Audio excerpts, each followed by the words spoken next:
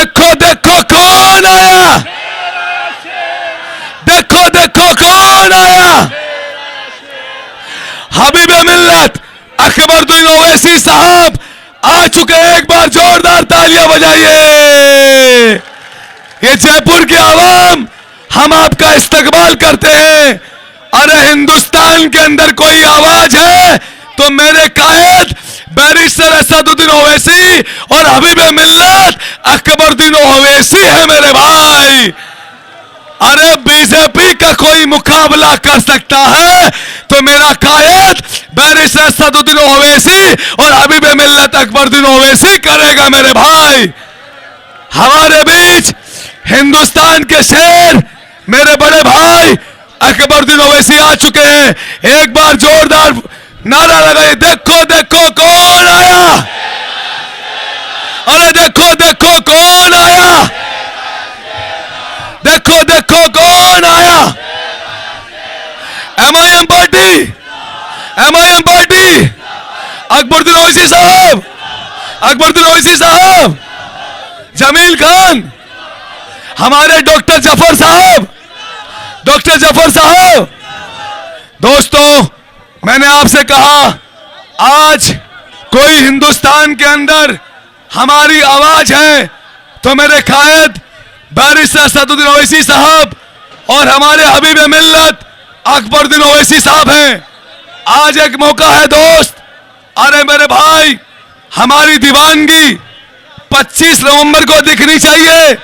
और ये जो हमारे यहाँ के कैंडिडेट है ना डॉक्टर साहब, मैं इनकी जितनी तारीफ करूं ना उतनी कम है। आप सब लोग बैठ जाइए, प्लीज बैठ जाइए। आप लोग पीछे हट जाइए, बैठ जाइए।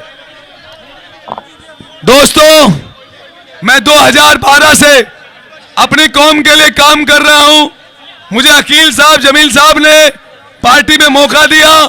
पिछले 19 महीने से हम पार्टी में काम कर रहे हैं। पूरी जयपुर समेत राजस्थान की आवाम जानती है। मैं जब यहां के प्रत्याशी डॉक्टर जफर साहब से मिला तो मुझे लगा कि जावेद एक खुदा का बंदा और है जो आदर्श नगर की आवाम की मदद करेगा, आदर्श नगर की आवाम को कामयाब बनाएगा। और इंशाअल्लाह मैं यकीन के साथ कह सकता हूं कि आप डॉक्टर साहब को वोट दीजिए। और इनका बैलेट नंबर भी 5 है और पतंग के निशान पर आप वोट लगाकर, मोहर लगाकर मजलिस को कामयाब कीजिए। अरे आपकी दीवानगी, इसका पता कब लगेगा मेरे भाई? ये फोटो से नहीं लगेगा, ये फोटोशूट से नहीं लगेगा। इस दीवानगी का पता लगेगा जब हम 25 नवंबर को पतंग के निशान पे वोट दबाकर, मोहर लगाकर, बटन दबाकर मजलिस को कामयाब करेंगे। अरे ये जयपुर के लोग कहते थे, हमसे कहते थे हमारे पास ऑप्शन नहीं है, हम कांग्रेस को मजबूरी में वोट दे रहे हैं। आज आपके पास ऑप्शन है मजलिस, आज आपके पास ऑप्शन है मेरा कायद बैरिस्टर असदुद्दीन ओवैसी, आज आपके पास ऑप्शन है हमारे हबीब मिल्लत अकबरुद्दीन ओवैसी। आज आपको मजबूत बनना दोस्त।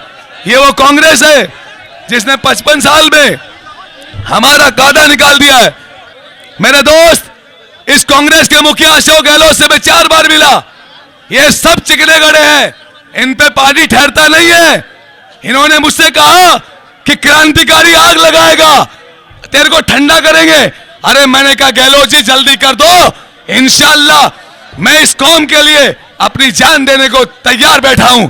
ये जावेद आपसे वादा कर रहा है, जफर साहब आपकी आवाज बनेगा इंशाअल्लाह, राजस्थान की आवाज जमील बनेगा इंशाअल्लाह। आपने अशोक गहलोत से कहा कि 1979 की रिपोर्ट, मंडल कमीशन की रिपोर्ट में 88 जातियां ओबीसी में है, अदर बैकवर्ड क्लास में। रिलेटेड टू माइनॉरिटी, मुसलमानों से संबंधित 37 है। 21% के रिजर्वेशन में कायदे से हमारा 8% बनता है। हमने कहा तुम 5% दे दो, इन्होंने नहीं दिया। ये मुसलमानों को आरक्षण नहीं देना चाहते मेरे भाई। इनको पता है कल मुसलमानों को आरक्षण मिलेगा तो देश की सबसे छोटी ग्राम पंचायत से लेकर देश के सबसे बड़ी पंचायत, मेंबर ऑफ पार्लियामेंट तक मिलेगा। इनकी बदनीयती है। सच्चर कमेटी 2005 में बनी, इनकी बदनीयती देखिए सेकुलर पार्टियों की। इन्होंने यूपीए फर्स्ट, यूपीए सेक्रेटरी में उस सच्चर कमेटी की रिपोर्ट को नहीं रखा।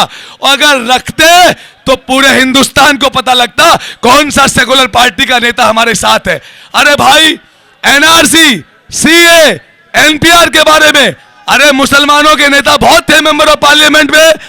अगर किसी ने मुखालफत की तो मेरा कायद बैरिस्टर असदुद्दीन ओवैसी था, जिसने बिल को फाड़ा और देश के मुसलमानों को बताया कि एनआरसी सीए के लिए बीजेपी साजिश कर रही है। इंशाअल्लाह ओवैसी साहब ने कहा इस साजिश में ये मजलिस आपको कामयाब नहीं होने देगी इंशाअल्लाह।